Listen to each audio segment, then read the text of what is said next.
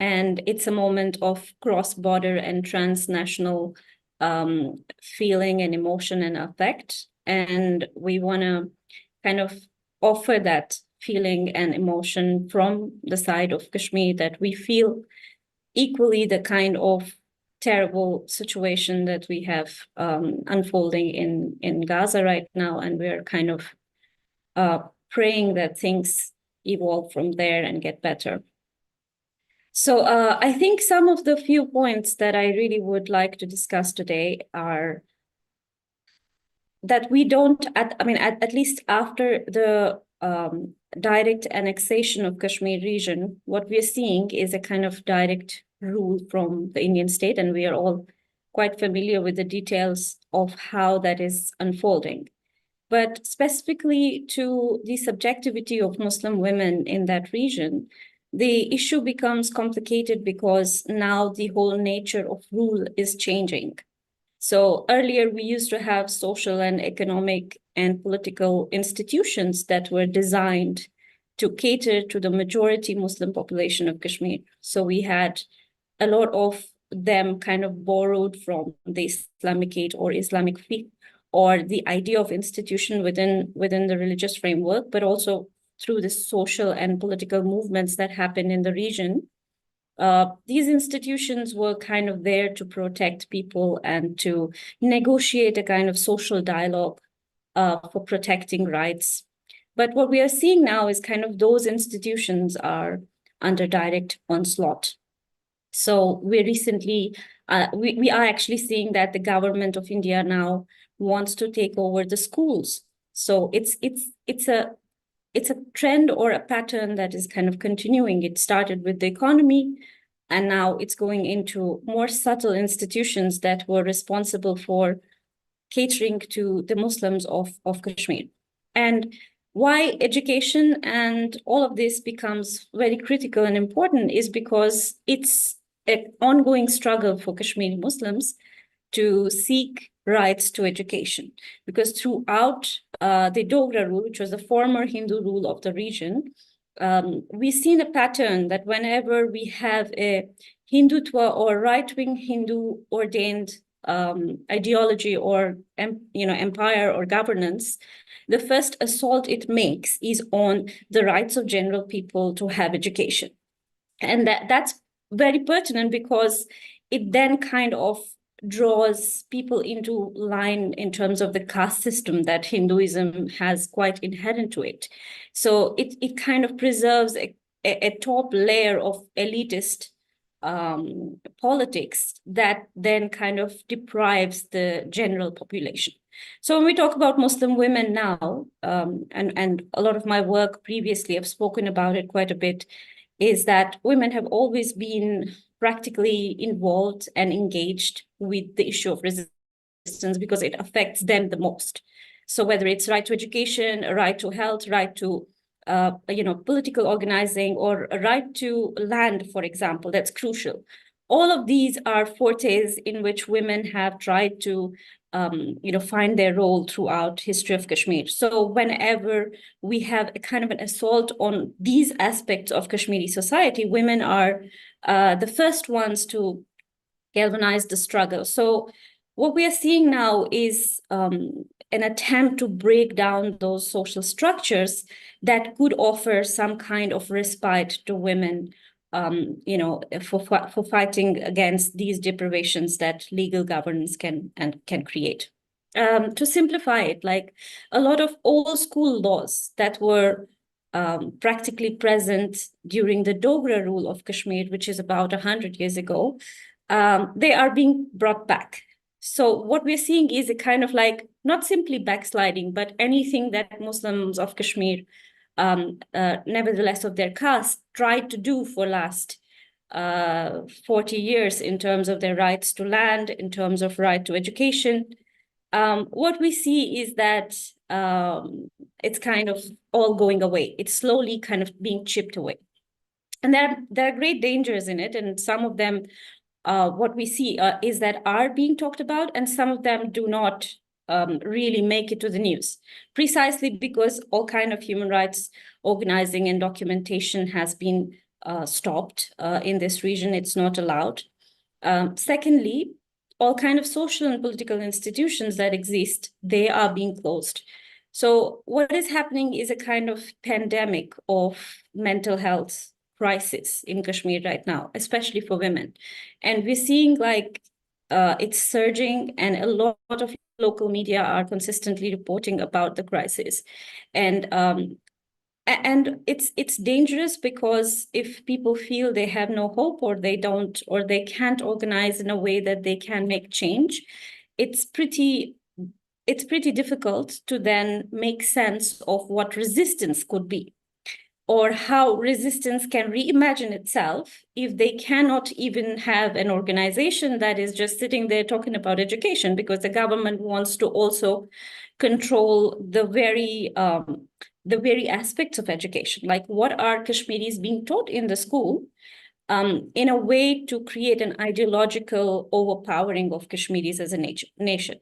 So to simplify that, so Kashmiris who have kind of been alien to both Indian and Pakistani nationalisms, if they are now subjected to ideological education right in the school, that's the attempt that India is trying to, bring the ideology of Hindutva, but enforcing it on Kashmiris.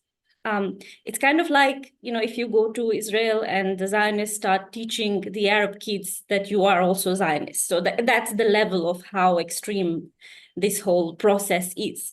So it's like it's breaking down all the civil structures, all the possibilities of political organizing, all the possibilities of civil organizing, to be able to kind of even remember your indigenous history. So, for example, there are a lot of people whose parents, grandparents have been active in the struggle.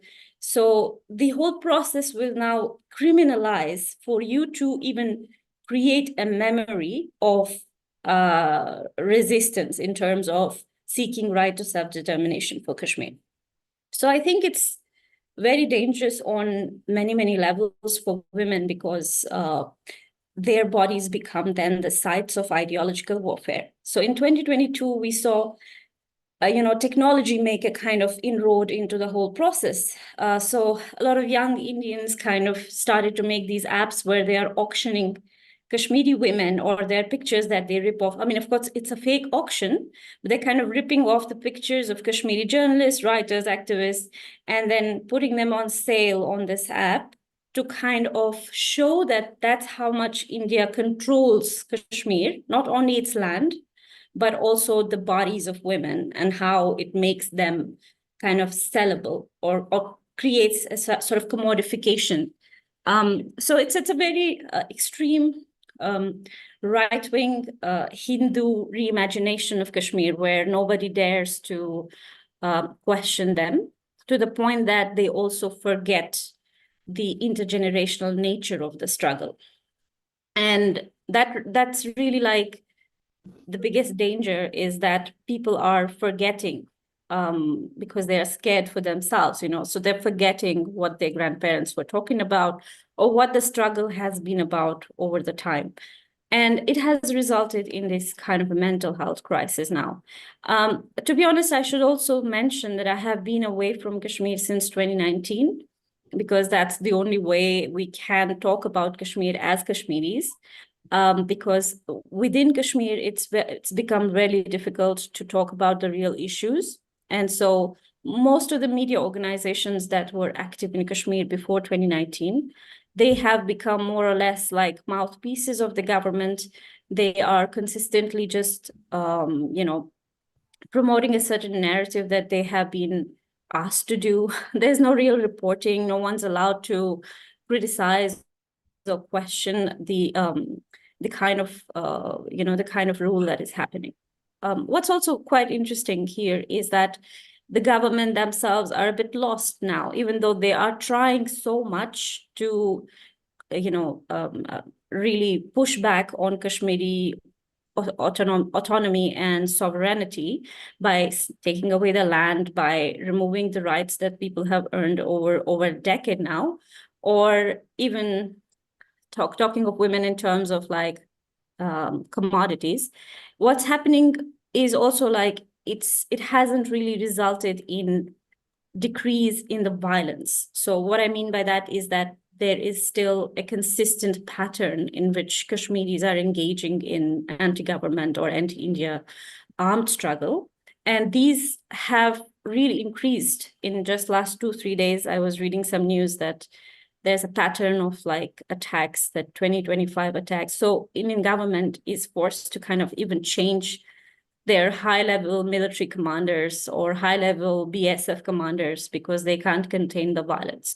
So in a way, the whole, discussion or the whole media propaganda that we hear from Modi about, oh, I'm going to make Kashmir calm and there'll be no violence and everything will be good, it has backfired because it doesn't really work. And even their own statistics, even their own data doesn't show that Kashmir is showing any signs of improvement. And most definitely, it's not a very good sign for Kashmiri women also in terms of what they had earned so far and how how kind of backsliding is happening in terms of their resistance struggle. So I think that's mostly what I wanted to speak about. So I'm quite happy that I'm here, and I would like to hear from other audiences as well. Yeah.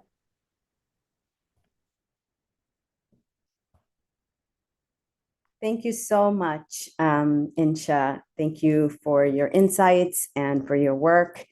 Inshallah, now let's move the conversation towards Kashmiris in the prison system, in the Indian prison system. I'd like to invite Ahmed bin Qasim. Inshallah, Ahmed is a Kashmiri activist and a recent graduate in anthropology from Qaid-e-Azam University. His writings on Kashmir have been published both nationally and internationally. And he's also an associate of Justice for All with our Kashmir Action campaign. Thank you, Ahmed, for being here. Assalamu alaikum. Thank you for having me here, and especially for making Kashmir prisoners making them a part of this conversation. Because when it comes to Kashmiri prisoners, the very idea of why the Indian state imprisons them in the first place is because to kind of invisibilize their existence and to kind of erase them from people's memories. And that's why imprisonment exists in the first place, because obviously there are other forms of oppression and other forms of violence that the Indian state inflicts on the people, but they're very manifest for people to see, and they're part of everyday life. People see them and they become part of people's memory. But the thing with prisoners is that once they're removed from the society to which they belong and the communities to which they belong, and not only are they imprisoned, but they are imprisoned and sent to prisons that are thousands of miles away from their homes. So we have Kashmiri prisoners right now who are in Delhi, who are in Rajasthan, who are in Uttar Pradesh, and who are in parts of India that remain inaccessible for most of their family members for reasons pertaining to both financial reasons, where most of the Kashmiri families cannot afford going to Delhi and going to Uttar Pradesh and going to these different parts of India to see their family members. So they can't do it. Now, what's the worst thing that you could do to these families? After already depriving them of their family members and incarcerating them, the next worst thing you could do is to cut off their communication with them.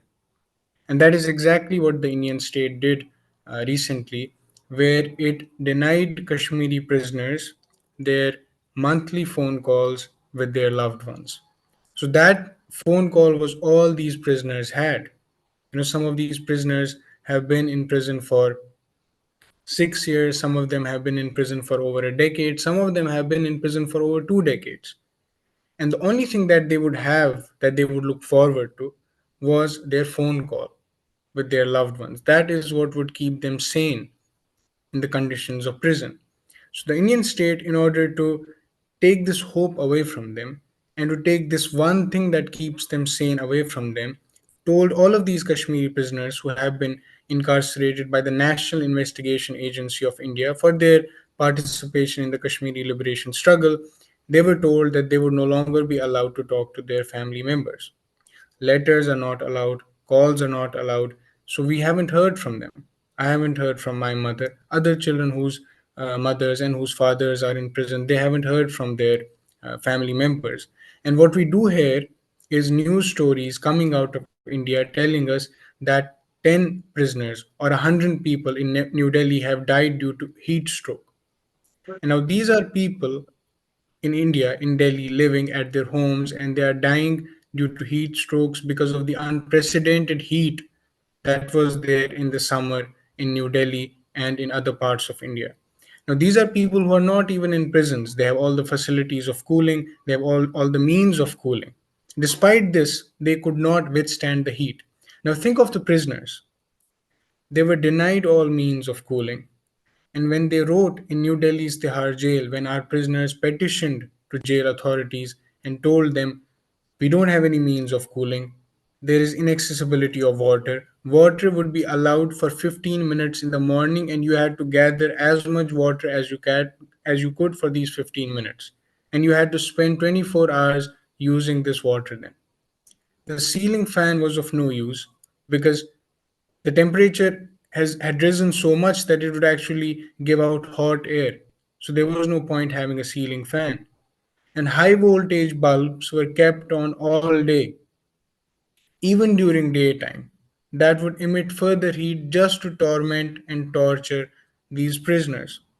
Now, when some of these prisoners, for example, like Ashraf Sehrai and Altaf Shah recently, when some of these prisoners die in Indian prisons, their deaths are presented as natural, normal medical deaths. And that is how Indian state registers those deaths.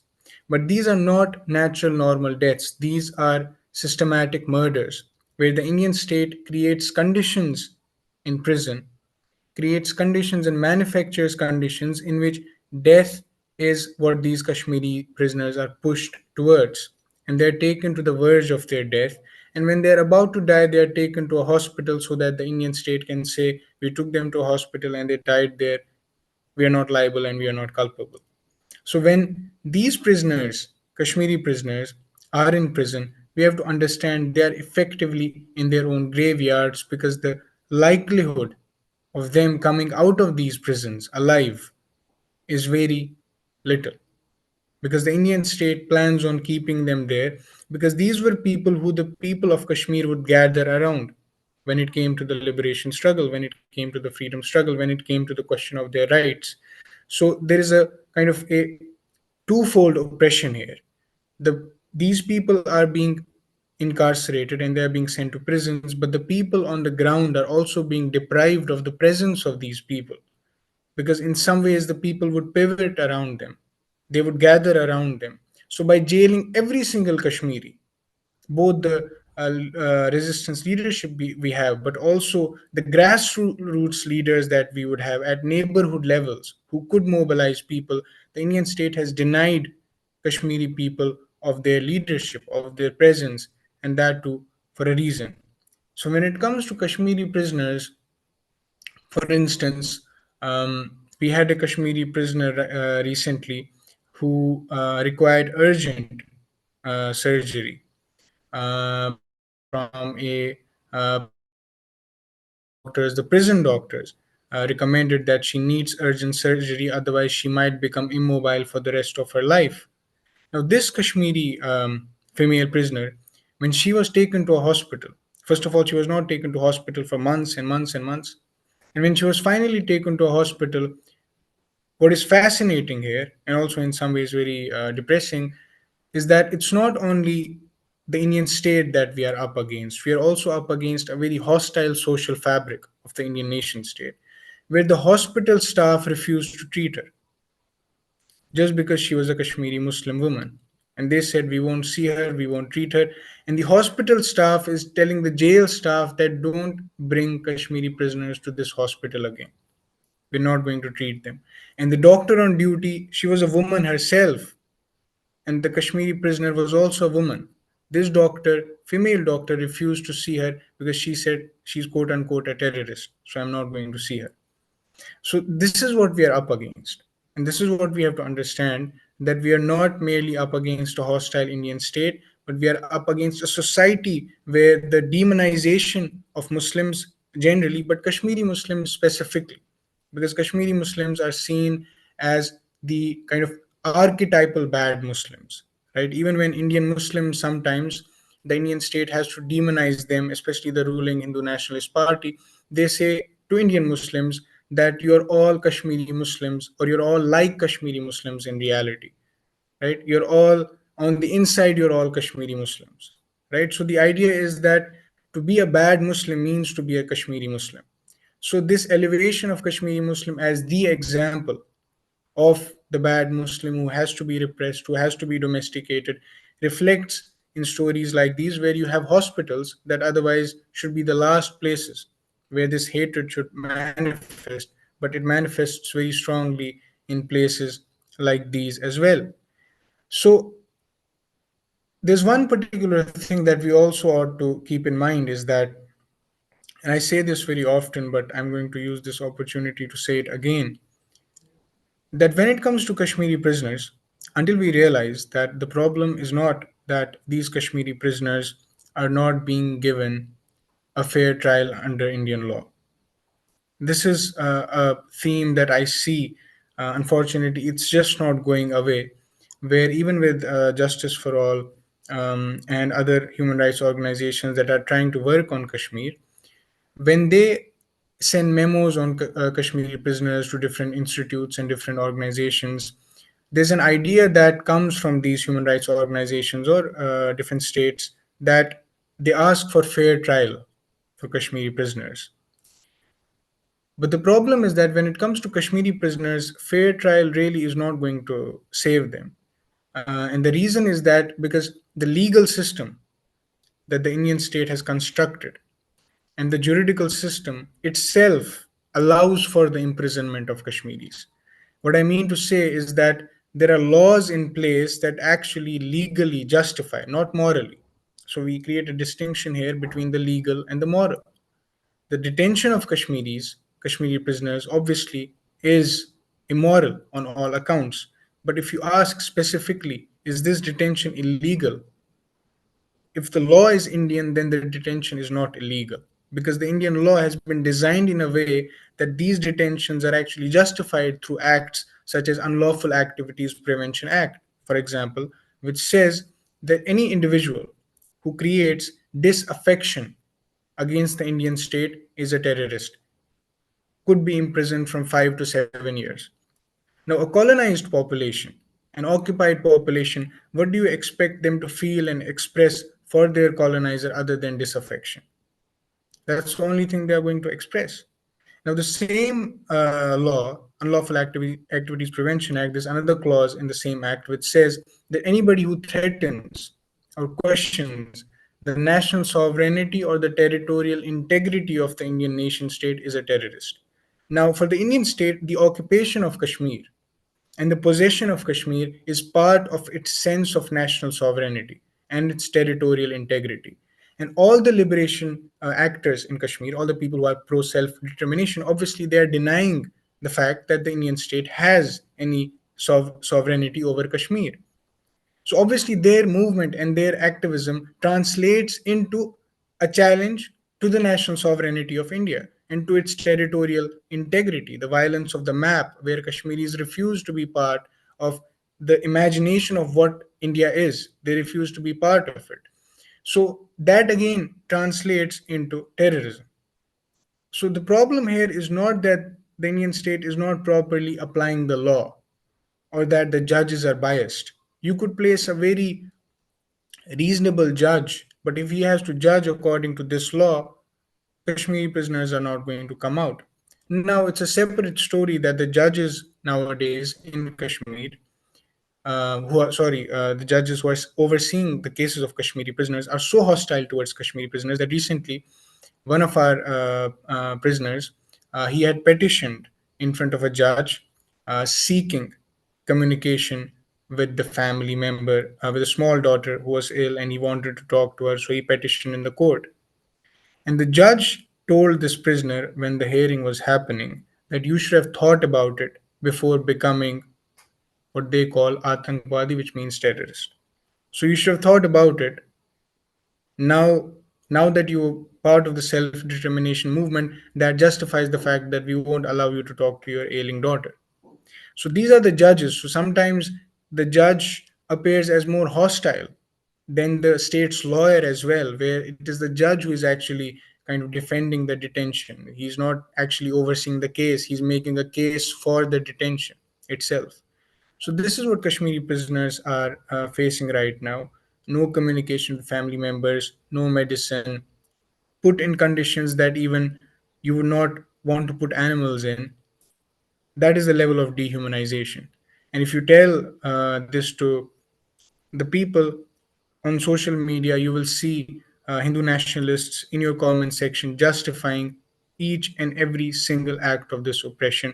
That's the level of dehumanization that has happened over the past few years. But obviously, this did not start in 2014. This has been going on as a process of colonization systemic since 1947. I think I would stop here. Thank you. Thank you, Ahmed. I know it's not a easy thing because this is directly impacting your own family as well. To talk about these issues, it's hard enough to talk about them when they're not directly impacting your family. So, Jazakallah khair for consistently being a voice about this. So at this point, I wanted to move the conversation towards examining the impact on Kashmiris that are not imprisoned, that are in supposedly their homeland, and how this occupation is impacting their daily lives, the way they do business, the way they run their shops, what is happening to the people in occupied Kashmir. So to discuss this, please welcome Dr. Mubin Shah. Dr. Mubin Shah is the former president of the Kashmir Chamber of Commerce and Industry. He's the director of Kashmir House Turkey and senior vice chairman of the Kashmir Diaspora Coalition, which is one of such a great step in collecting the different voices of the Kashmiri diaspora. Thank you so much for being here, Dr. Mubin. Thank you for including me in this panel. And already the two speakers have spoken about two different aspects of Kashmir, and particularly the women as well as the prisoners. And when we are discussing here with the panelists from Palestine, we see there's so much similarity between what India is doing and what Israel is doing in Palestine. Now, in regard to the subject of economic situation in Kashmir, this after 2019, India, one of the main things and disinformation it is putting up into the world is that economically Kashmir is doing much better after 2019. It was held up because of this 370 article and all. And I would like to focus on those basic points which expose this disinformation of economic betterment.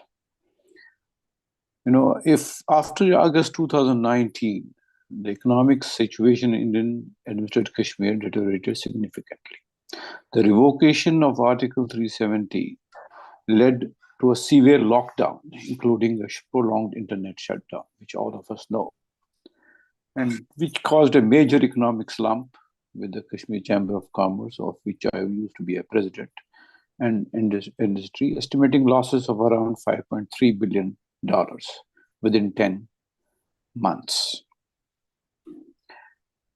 Key sectors like agriculture, horticulture, tourism, and handicraft experienced at least a 50% drop in earnings. You see, it will be interesting to note that J&K faces one of the highest unemployment rates in India today. The periodic labor force survey 2023 reported an unemployment rate of 16%, which is significantly above the Indian average of 7.8%. Youth unemployment is particularly severe, with the rates for individuals aged 15 to 20 years reaching 22%. Now, after 2019, the Indian state has removed the preferential state contract quota, and toll taxation system has been changed for imported industrial goods, which have left most of the J&K's nascent industries sick and unable to compete, and which were the units which were working have become sick. The number of sick industrial units in Kashmir has significantly become much more, with many businesses struggling. The Kashmir Chamber of Commerce and Industry, as well as the Federation Chamber of Industries, has reported that the Department of Industry has not effectively addressed these issues, leading to ongoing difficulties for local small-scale units. They have criticized the state government failure to adhere to policies designed for revival and rehabilitation of sick units. They have completely failed in reviving all these sick units, which have been in thousands. The only reason I feel is that in the future, the local industry will be taken over by businesses from India at throwaway price. This is the only reason why they should not, support these revival of these industries. Now, on the other hand, the J&K's fiscal health is precarious, with a debt to GSDP ratio of 49%, for above the recommended limit of 20 to 25% for other so-called states in India. The Union Territory is facing mounting financial pressure as the total liability has swelled to rupees 1,120,000 crores in 2023. In the 10 years of BJP and NDA rule direct from the center, all Jammu and Kashmir has received is crippling debt. The powers that talking about a Naya Jammu and Kashmir, but what they forget to tell everyone is that the only legacy is one of backbreaking interest payments and a financial crisis. Today, the average disposable income in J&K is 15% lower than the national average of India, and which is considered to be booming. And J&K continues to have a substantial public debt, with low disposable income among its lower and middle classes, beginning to negatively impact the consumer market and real estate market.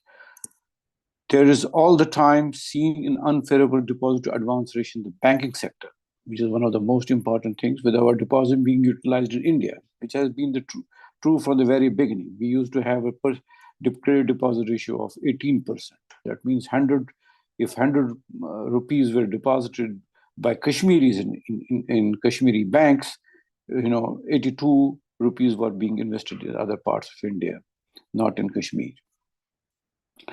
The most concerning of all is the crippling energy crisis, by people not getting power for even to the extent of 16 hours a day.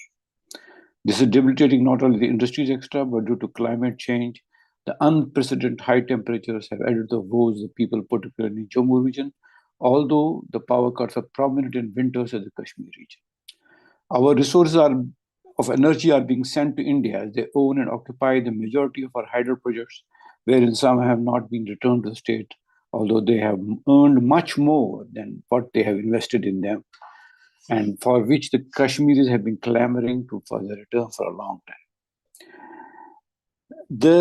I will conclude with the latest information I have got is that the Viceroy, which we call the Lieutenant Governor, who is ruling the state, he's just like a Viceroy of when the British used to rule India, has put in a place of policy of giving clearances to investments of a certain amount, for which documents have been prepared, for which prime assets for tourism, particularly of a corporation called Jammu and Kashmir Tourism Trading Corporation, and people who know and Kashmir, they have prime assets in tourist places like Gulmarg, Pahalgam, and Srinagar, with famous prime assets like Chishma Shahi Huts, are going to be sold to Indian corporations of Reliance as well as Adani.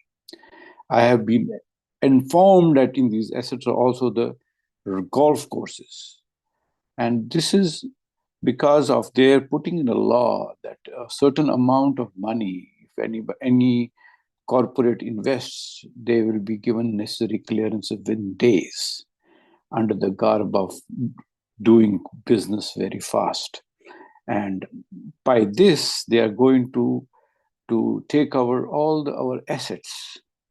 And in addition to these, you see, there is a domicile sword on our businessmen, particularly the tourism players who have got hotels in Gulmarg, Pahalgam, and other places where their leases have not yet been extended by the state government, and which can be easily at any point of time sold to these corporations.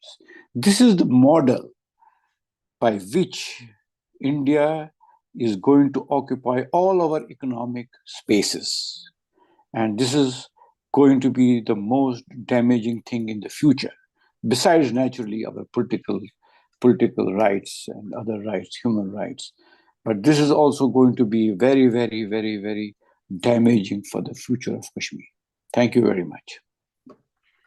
Thank you, Dr. Shah. That's your insight on that, and the latest figures are definitely something noteworthy, and many people who follow are probably not are not aware of these figures.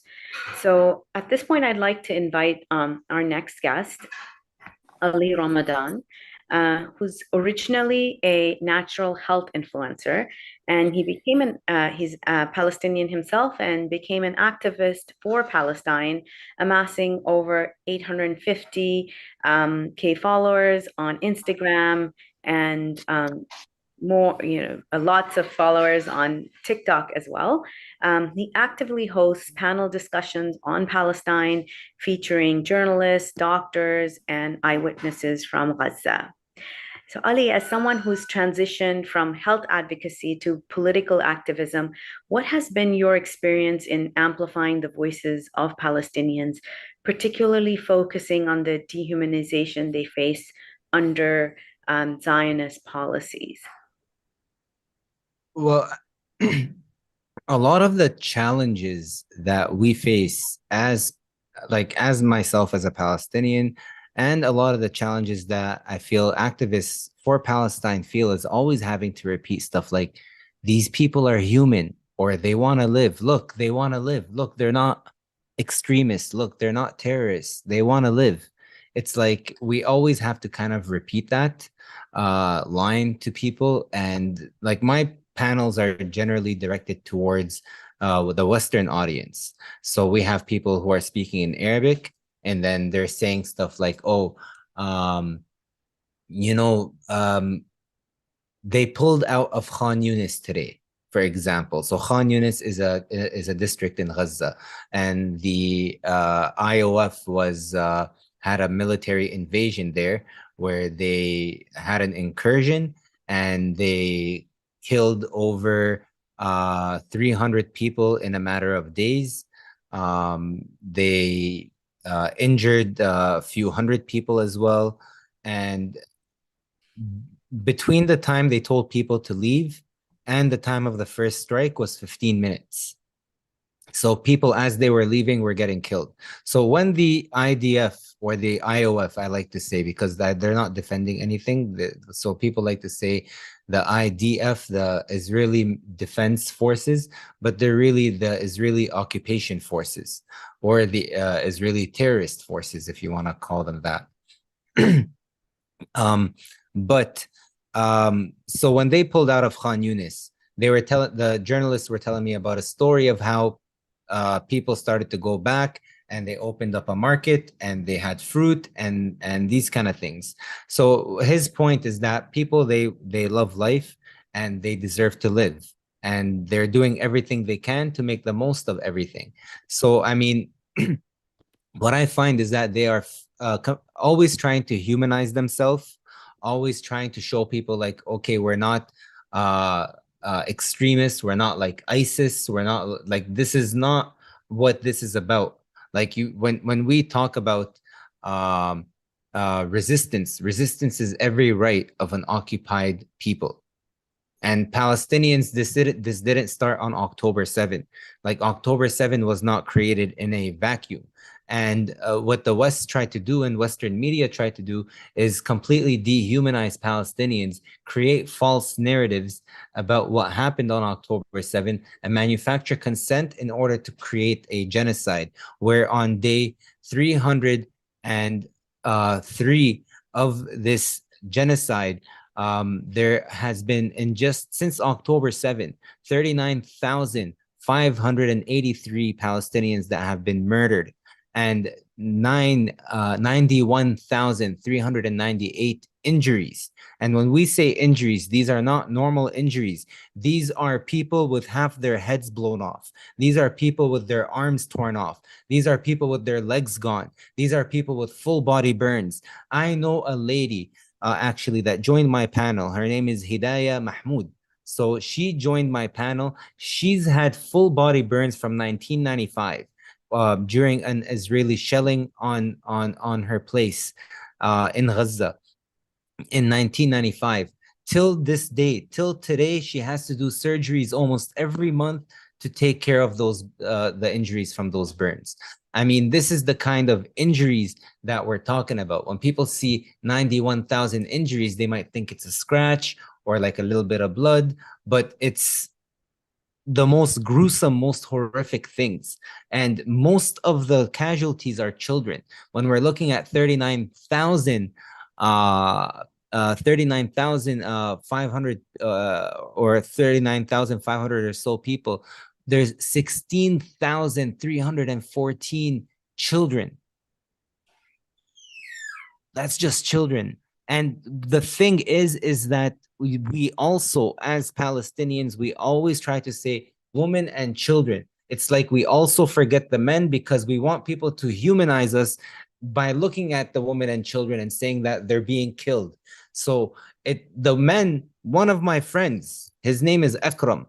He's a man of men, and he was in the north of Gaza, and he went through the first month where they took over the north, and they bombarded the north like crazy, through the siege, through the starvation, through Ramadan as well, through all this, through Eid, through the other Eid, and he got killed. And this guy's a family man. His wife is pregnant. He has a son named Ali, 28 years old. 28 years old. He got killed while filling up water for orphan children that need water. This is the type of people that they're killing in Gaza. These are the men that they're killing in Gaza. And we try to humanize ourselves and our movement by saying, but look, 16,314 children, 10,980 women that have been killed, 35 children that have been killed from starvation. Like when we're talking about also 16,314 children that have been murdered, these are just children that arrived to the hospitals. These are not children that have not showed up. These are not children that are under the rubble. These are not children that have been starved to death. These are not children that have died due to lack of medication. These are not children that have have gone missing or have been taken by the IOF, because children, about 5,000 Palestinians from Gaza alone have been taken. And I heard you guys talking about prisoners. 5,000 people alone were taken from Gaza as prisoners to the occupation prisons. And 9,900 Palestinians from the West Bank have been taken just since October 7. Just since October 7. If you like, I can go more into this if you want. The 9,900 people from the prisons, 86 of them are women and 250 of them are children. And they're taken to military prisons. This is not normal prisons. This is prisons where they're systematically tortured. an analysis just on how they're tortured, physical abuse, stress positions, forcing them to maintain stressful positions for long periods of time.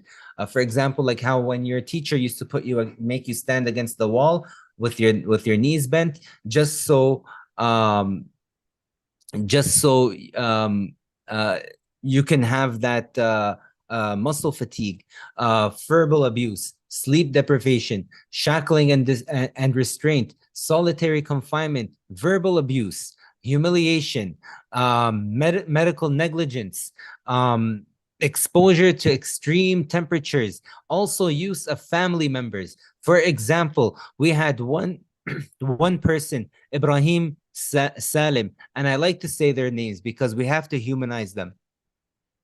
His house was bombed during the war, and 6 of his family members were killed. This is while he was in a Sidi Timan secret prison. This is a prison where they systematically torture people. A few days ago, one of the people was raped, and he was taken. It was a gang rape, actually, and he was taken after to a hospital in the occupation, and he was killed in the hospital. That's a Sidi Timan. That's a secret prison. Palestinians don't have any access to any of the information that comes out of there. His house was bombed, and 6 of his family members were killed while he was taken as a prisoner. He was a witness to the storming of the Kamal Adwan hospital when they went in during the initial periods of the war, of the genocide, and he accompanied injured children in intensive care. 2 of his brothers were killed during his arrest. He underwent 3 operations inside the prisons due to torture, and his family were buried inside the Kamal Adwan. During the investigation, they would show him pictures of his family's graves and how they took them out of their graves, and they would show him that just to torture him. And while he was in jail, he lost 40 kilos. He was just released recently. SubhanAllah. Ali, I know there is so much that we can There's so much. And I felt like I said everything that's the most important for me to bring out. And I wanted everyone to know. There's just one more information. If there's something that I want everyone to know, 1.74 million people in Gaza have infectious disease right now, out of a population of 2.5 million. People need to know these numbers. These are all numbers and statistics, but these are numbers and statistics that really, like, it breaks hearts. And thank you for giving me this opportunity. I totally understand. We have been making ICC filings on Gaza, and the research and that goes into each one of the submissions, each one of those incidents. That's one of the pledge that Justice Tafal made, that we would not put them all together and make 1 or 2 reports and just be done with it. We made an active decision to highlight each incident, and it takes much longer, obviously much more involuntary, the work is much more, but each one of the people deserves that the least we can do is file a case for each one of them.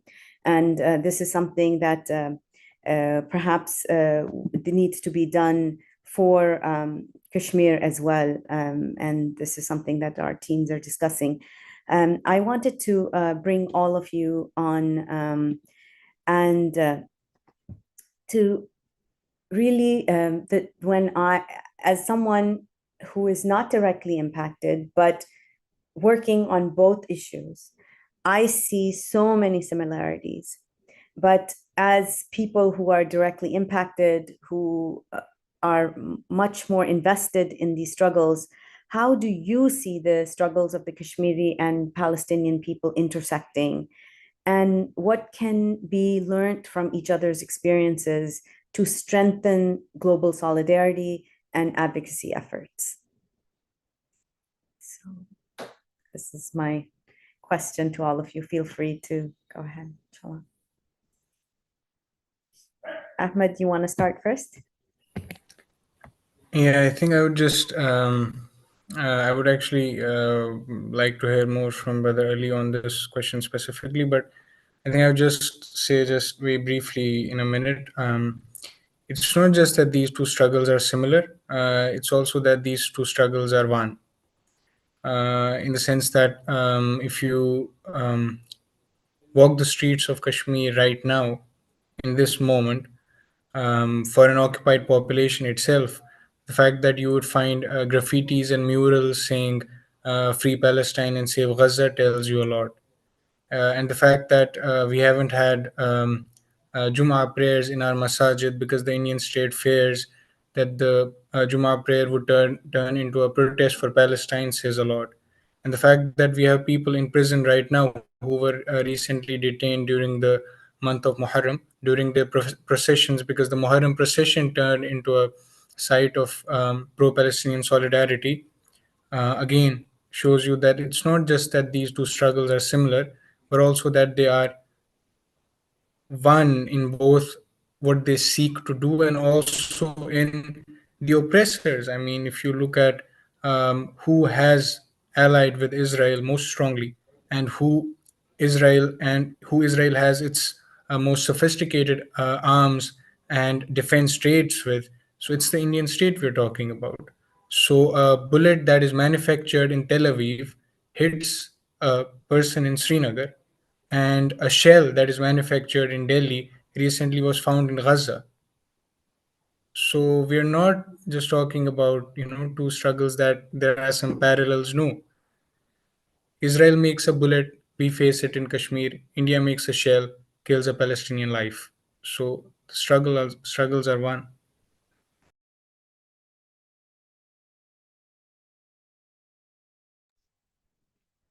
Insha, would you like to? Yeah. I think that more than the struggle, that what I'm really intrigued by is the fact that there are similarities, but there are also differences. For Kashmiris, because we have been sort of cut out from the world, because India has taken very, stepwise measures to keep Kashmiris outside of the public attention. So for a lot of Palestinians or Middle Easterners, Kashmir is something, but it's not really something they identify with or know a lot about, right? So I think there is a need to have a one-on-one engagement between the two struggles, because I think to get to know each other more at the intellectual level between the writers, scholars, I think more forums where we can discuss and know about each other's work. And second thing is also the timing, because right now I think the kind of situation that we have in Gaza, it doesn't allow for it to create such solidarity in a way, because the crisis that is unfolding, it's a genocide, to put it squarely. It is a genocide, and we are moving towards a sort of regional instability, because with Israel kind of weighing around a war with Iran, and then a possibility of getting involved all the other Arab nations. So when it becomes a sort of regional war, then what do we see? We actually see nobody will care much about Palestinians even more, right? So there are, and that's also what happens around the Indian subcontinent, because Kashmiri struggle is talked about when somebody is bleeding on the street, but then it kind of goes away because now everything seems like normalized. So, but if India and Pakistan go to war, then again, you have a very difficult situation for Kashmiris. So a consolidated effort is not only in terms of how do we emotionally relate to each other or how do we identify each other's struggle, but I think it's also important to have consolidated engagement in the times when nobody, hopefully there's no bleeding happening. So it's kind of intellectual exchange that is quite necessary and important.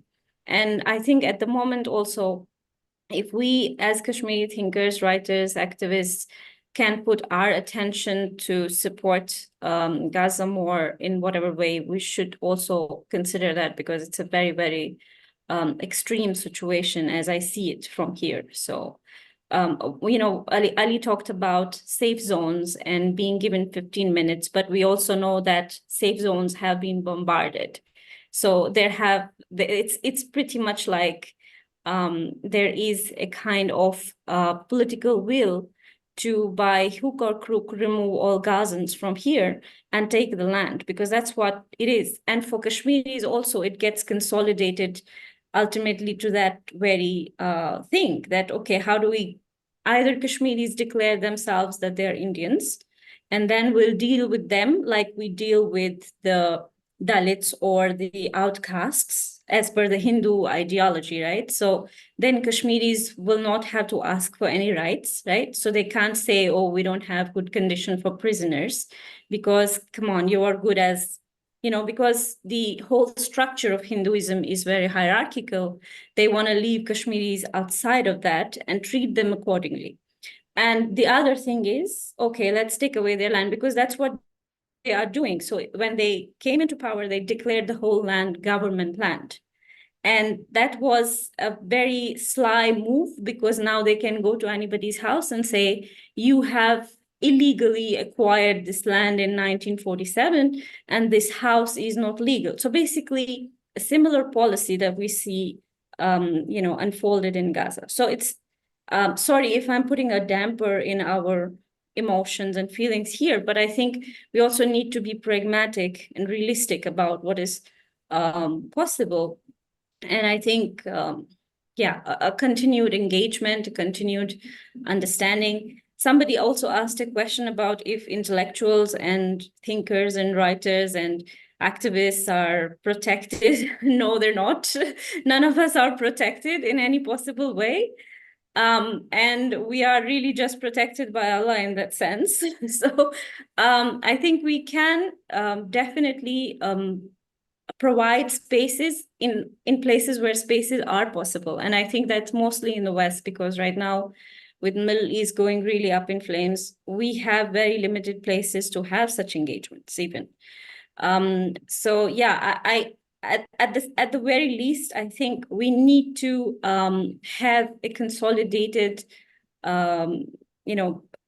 educational or a kind of educational system where we can talk to each other and learn more and know each other's work. If someone's an artist, someone's a writer, and kind of like get that thing rolling. I think this is the ideal time to do that, I believe. Yeah.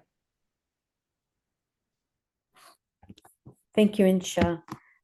Definitely, and no, not a damper. It's good to be pragmatic, and that's where advocacy efforts, we learn to live in the world as it is, working towards what we want it to be, but we have to face reality and what can we do in the current situation as a genocide takes place in Gaza, and there are genocide alerts in for Kashmir. Dr. Mubin, love to hear your thoughts. No, my thoughts are regarding, because in my understanding, Kashmir is already gone through a genocide. It is already genocide, because if you see the description of a genocide, and we have documented it in the sense that almost 3.5 million people have been directly affected by the number of people killed, by the number of people imprisoned, and all that. And if you take 10 people of each family, which is an extended family, 3.5 million people have been affected in Kashmir directly. So number one is that. Number two is this thing that what we learn from Palestine is this thing that, and actually the world should learn about it, that if something like this happens in Kashmir, what Hamas did in Palestine, and if it happens in Kashmir, what will be the catastrophe to the whole region? Because unfortunately, in the case of Palestine, the Arab world did not react the way they should have, or for that matter, the Muslim world.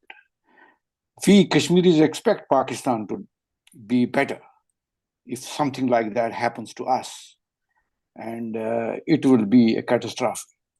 And what has the world to learn from that is that possibility should not be there. They should settle this problem as per the aspirations of the Kashmiri people.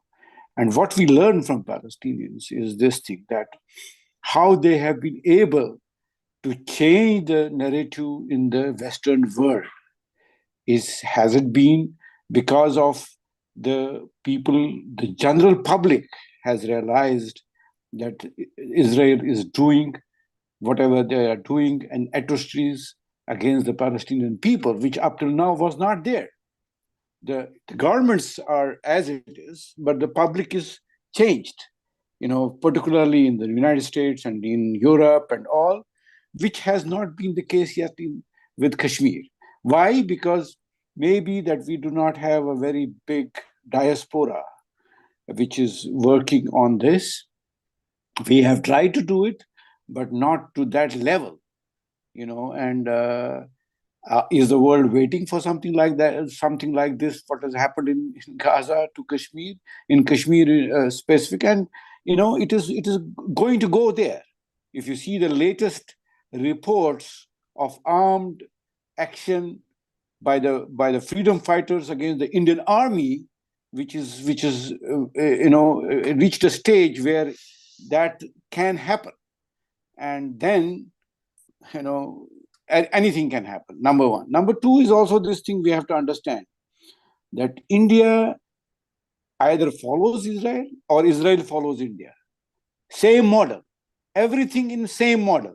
How to occupy a place, how to put in the laws by which they can occupy this place and then tell legally that, to the world that this was legally done.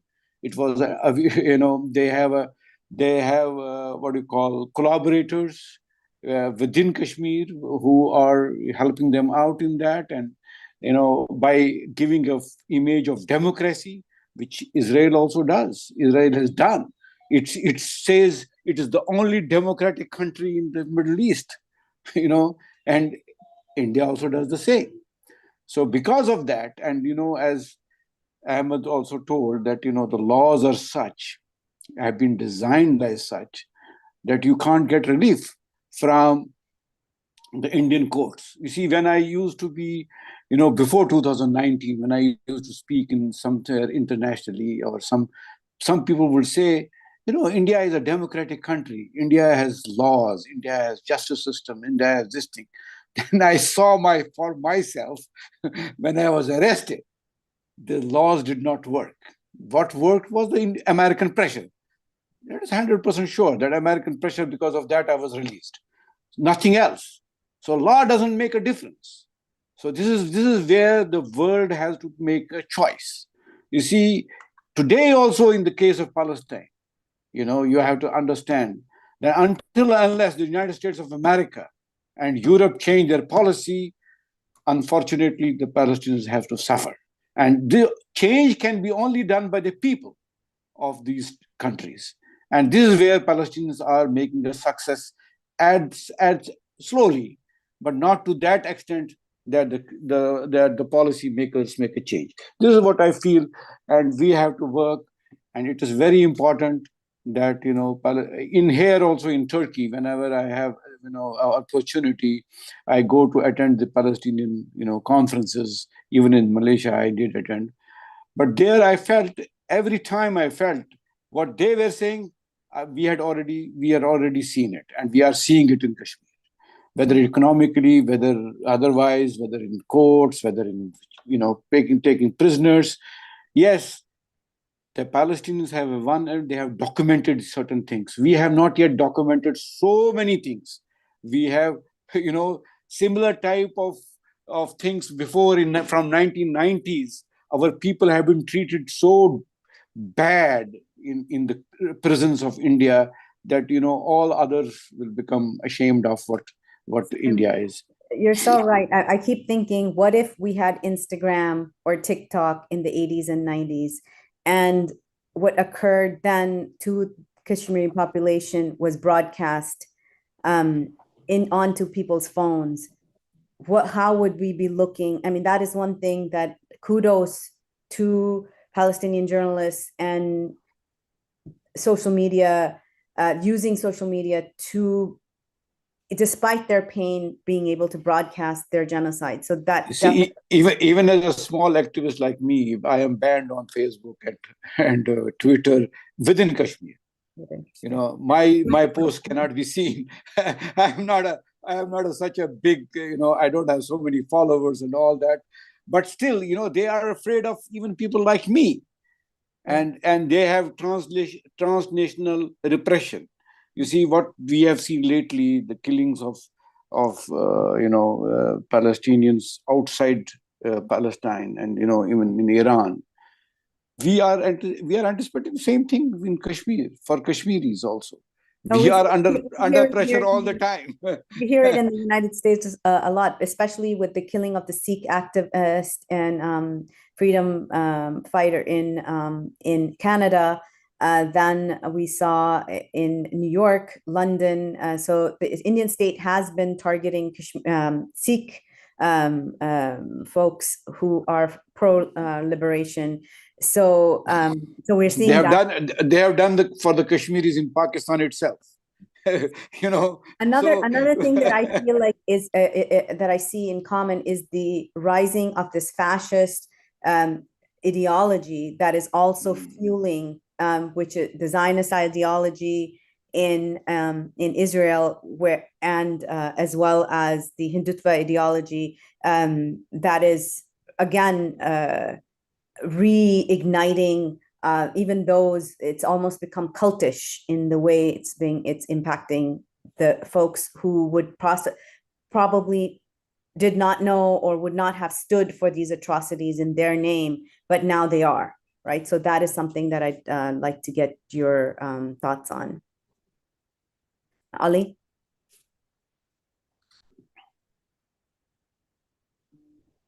I think we have to unmute you.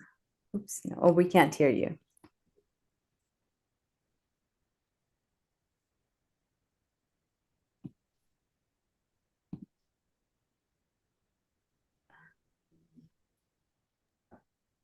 Yeah, you're not muted on our end.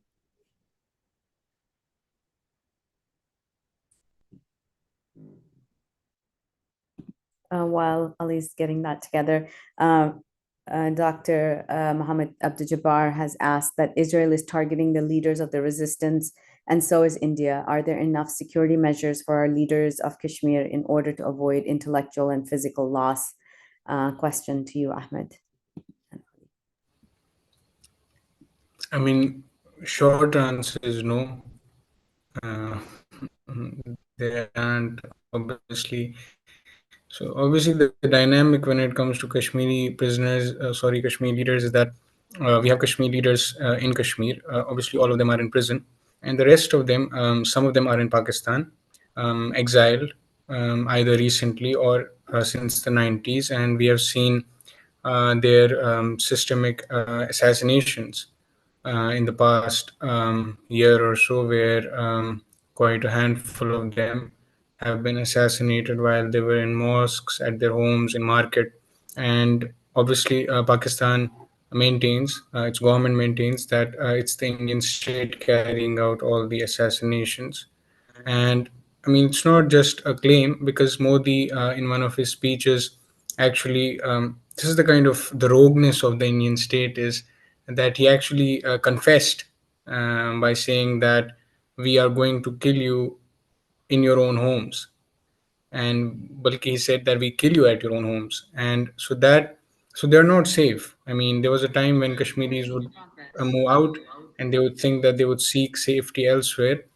But Kashmiris in Pakistan and even in Turkey and elsewhere, the Indian state kind of learning from Israel, and there's a conversation actively going on in India that we ought to learn from Mossad and do what Mossad did.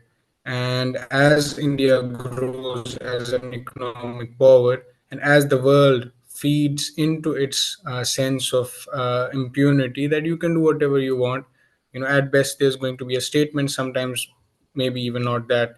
So obviously that creates that culture of impunity, where these powerful states like India and Israel, they think that they can go around killing people, even in third countries, and nobody is going to do anything. And that's what has been happening, because the idea is the Indian state has already, in some ways, exterminated the local leadership, either they're dead or they're in prison. So what remains? What remains is the people who are outside and they're still trying to keep the conversation going. They're trying to keep the cause alive. Now the Indian state is saying, look, we're done with the grassroots. Now these people are bothering us. So it's best if we kind of focus the attention there. So that is something that has been happening. As for what security measures could be taken for them, obviously that is not for Kashmiri leaders or human rights organizations to discuss. I mean, this is obviously depending on the governments that are there in place in the countries in which they are living. It's upon them to protect them. And Pakistan should have been the last place where our people um, should be getting assassinated, but people have been assassinated. And so yeah, that's pretty much it. Ali, good to have you back. You're not able to, yeah, we're not able to hear you. I don't know what's going on. Let me ask to unmute, perhaps.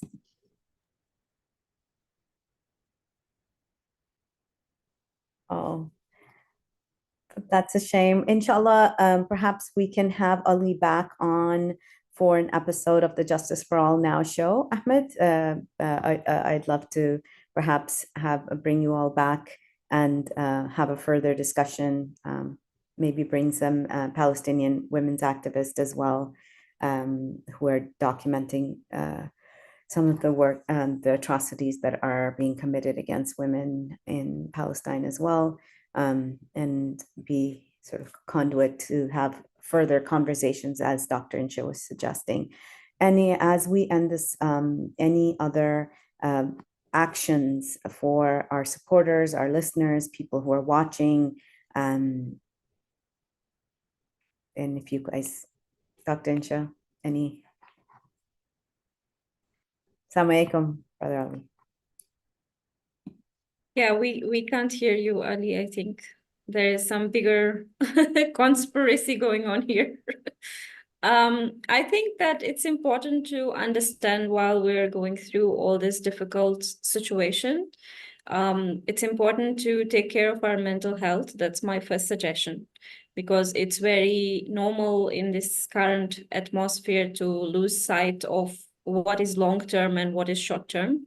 There isn't a lot of possibility I see as a political thinker or a scientist to really give hope. But I think the hope would be that we continue to do our work in our small ways that's possible, that can then add up to become something more crucial. I think on Kashmir, we have faced some significant some significant problems in terms of, like, as Dr. Mubin earlier pointed out, is that we don't have, we haven't done systematic human rights work. Whatever we have done is very little, and there is a possibility that whatever you do gets completely wiped out. Because that's how India deals with anything related to Kashmir. And so what happens is we have writers, we have thinkers who have been writing, let's say, back in 47, back in 53, back in 60s. And now we don't even have a basic encyclopedia in place to know who our political leaders have been, or who were the women's rights activists, maybe they were trying to struggle in 1953, because we have had these cyclical ups and downs in Kashmir, where we had these phases of armed struggle, we've had these phases of mass revolutions, and then we've had intellectuals who have kind of written in those periods. In my latest work, what I'm trying to do is I'm kind of trying to locate some of these writers and thinkers and what they were saying. And but we don't have a systematic place where, like if we take Kurdish studies as an example, for instance, you can just go up to an encyclopedia on the Kurds and you can get all the information you need about who the writers are, who the thinkers are. So some of that work gets sidelined and it completely gets removed because we don't have that space. So any of the people who are working in this arena, I think these are things that need preservation, that need proper filing, that need proper, even for the 1980s struggle, we don't even have basic bios of people who were involved, right? So that, not even Wikipedia links, like that's something as simple as that. So what we're doing is, if we don't preserve any of that, we are enabling a kind of, loss of our history that India is very happy to do. So not only is it about going in the street and fighting, but it's also about archiving our struggle in a way that it's easy and accessible. Because in every 10 years, when the tide turns, people come looking for these resources and they can't find them. So maybe 10 years from now, they want to know if there was ever a woman political scientist who wrote anything about Kashmir, and they wouldn't find me, So it's not just about me, but I think, or even the kind of struggle Dr. Mobines went through, like, it's not documented, there's not a systematic understanding. Or with Ahmed and Dr. Anmumid, I was I think the first one to write about the movement itself and how what it was trying to do at the social political level. Apart from that, I think not many scholarly works have been done. So I think it would be very good for Kashmiri movement to actually first encash what we have done so far, and preserve it, and then continue in a more systematic way to see how we can bring issues related to like human rights, prisoners' rights, and all of those other issues that you're all kind of documenting and working towards in a more systematic way against the backdrop of the larger political, social history and culture, right? So that would be my advice or thinking in general. And I'd like to do a little pitch for our Kashmir timeline. I believe it's one of the first of its kind. We document, we're trying to go back, but as things happen, we're documenting what has occurred. So it's a digital timeline on Kashmir Action, our website for Justice for All's work on Kashmir.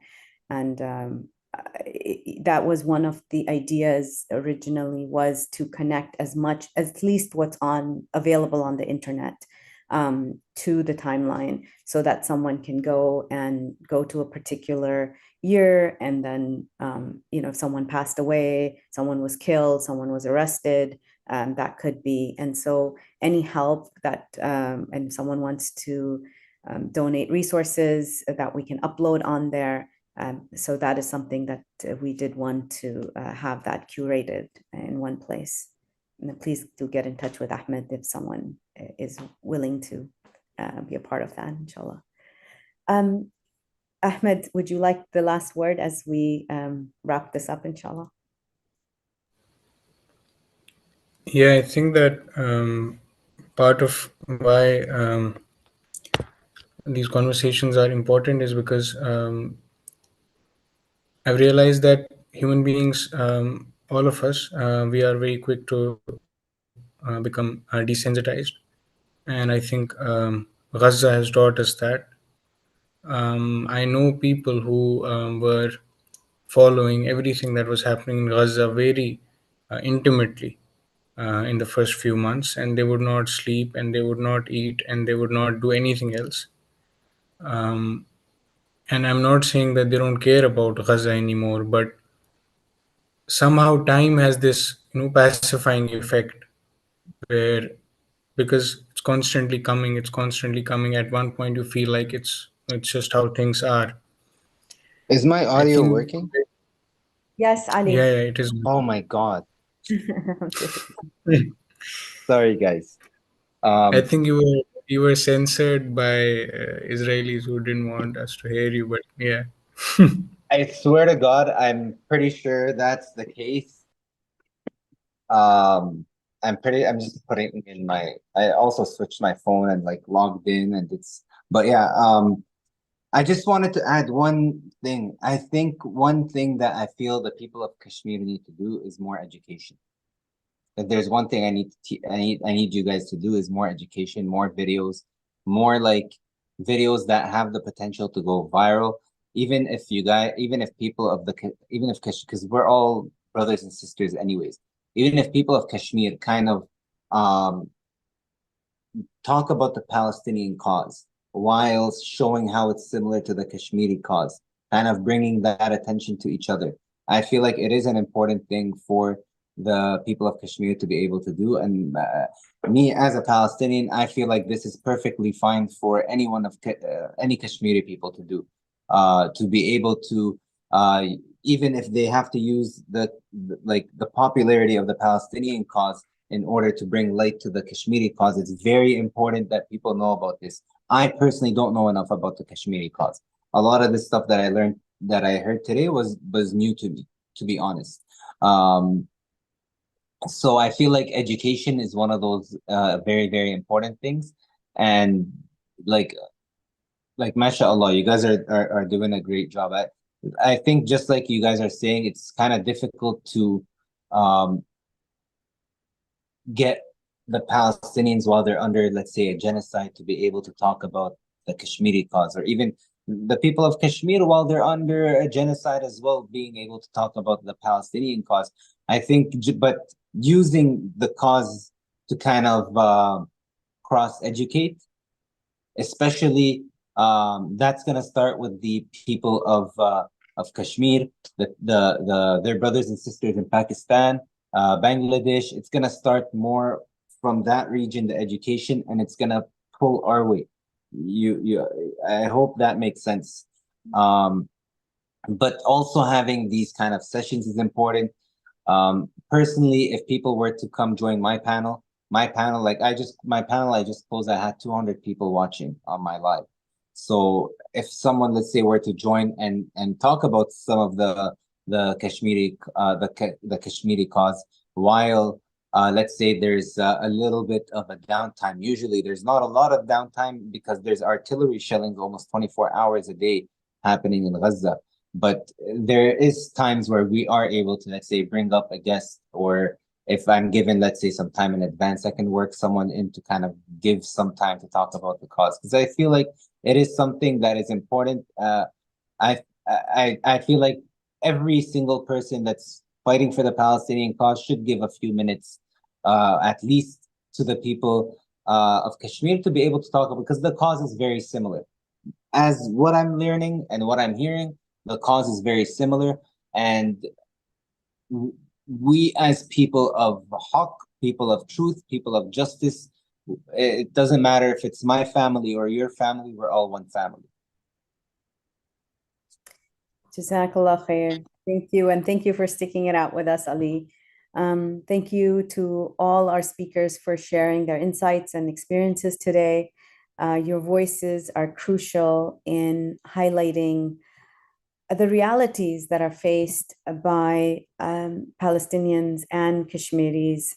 And when we look at this, it's mashallah, when we are analyzing this, it's easy enough to, when I think about this, and I think often that sometimes it just becomes numbers and incidents and attacks, and the human impact of it is lost. And having you all come here and talk about it, talk about your work, talk about your experiences, for me, it re-emphasizes that these are our brothers and sisters. These are real people, and it's not just a report I'm reading on my desk, or a news article that I'm reading, or a submission that we're making. These are, it makes it so much more real. So aside from all of your work, I just wanted to personally thank all of you for doing that.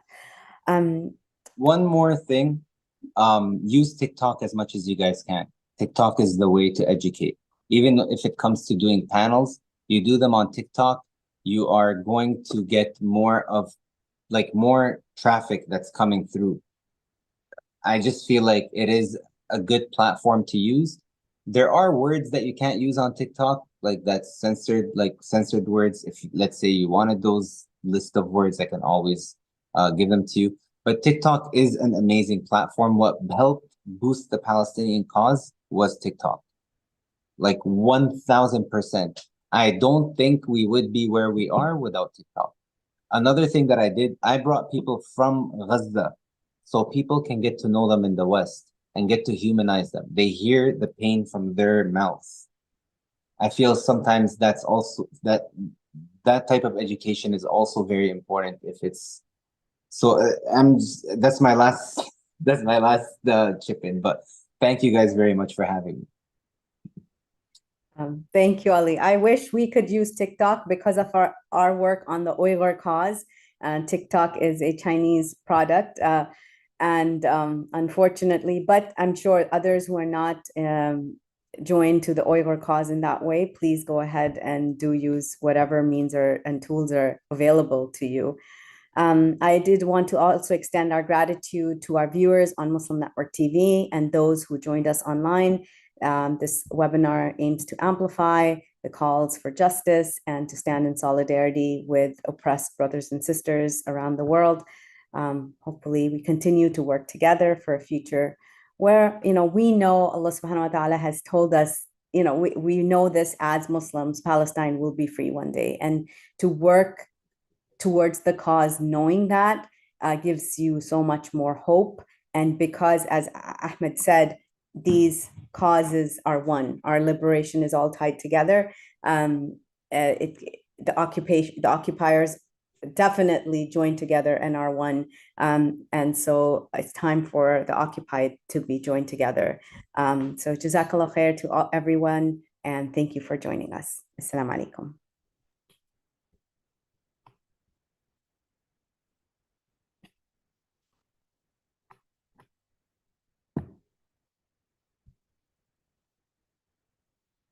Has the recording live stream stopped?